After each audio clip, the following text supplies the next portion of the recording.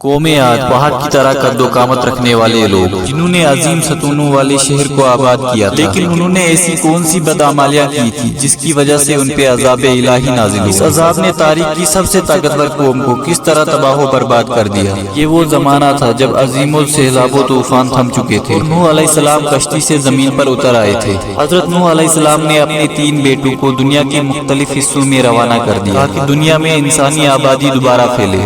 حضرت نوح کے بیٹے سام سرزمین عرب میں آ کے سکونت پذیر ہوئے، جہاں ان کی نسلوں میں اضافہ ہوا اور عرب میں سامی نسل کی ابتدا ہوئی۔ سام کی نسل سے ایک طاقتور سردار کی پیدائش ہوئی جس کا نام عاد تھا۔ عاد اپنی اولادوں کے ساتھ جنوبی عرب کے علاقوں میں جا بسا۔ اس علاقے کو صحرائے ایکاف کہتے تھے، جہاں ریت کے بلند اور بڑے بڑے ٹیلے تھے۔ عاد اپنی اولادوں کے ساتھ یہاں آ کر آباد ہو گئے اور یہاں اس کی اولادوں میں سے 13 قبیلے آباد ہوئے۔ یہ لوگ قوم عاد کہلائے، جنہوں نے یہاں طاقتور حکومت کی بنیاد رکھی اور تقریباً 1500 برسوں تک یہاں آباد رہے۔ انہوں نے اس بنجر صحرا کو اپنے زور بازو اور محنت مشقت سے سرسبز بنا دیا اور یہاں خوبصورت بستیاں بسائی۔ قوم عاد دنیا کے سب سے لمبے اور طاقتور لوگ تھے۔ ان کی طاقت کے متعلق کہا جاتا ہے کہ وہ ایک ہاتھ سے ہی درخت کی جڑوں کو اکھاڑ دیتے تھے۔ وہ کبھی بوڑھے نہیں ہوتے تھے۔ ان میں سے ایک شخص 1000 سال کی عمر پاتا تھا اور انہیں کبھی کوئی بیماری نہ ہوتی تھی۔ قوم عاد کا زمانہ 2000 قبل پہلے کا مانا جاتا ہے۔ انہوں نے ایکاف میں پہاڑوں کو کاٹ کر عالیشان محل بنائے تھے اور لمبے لمبے ستونوں کو تراش کر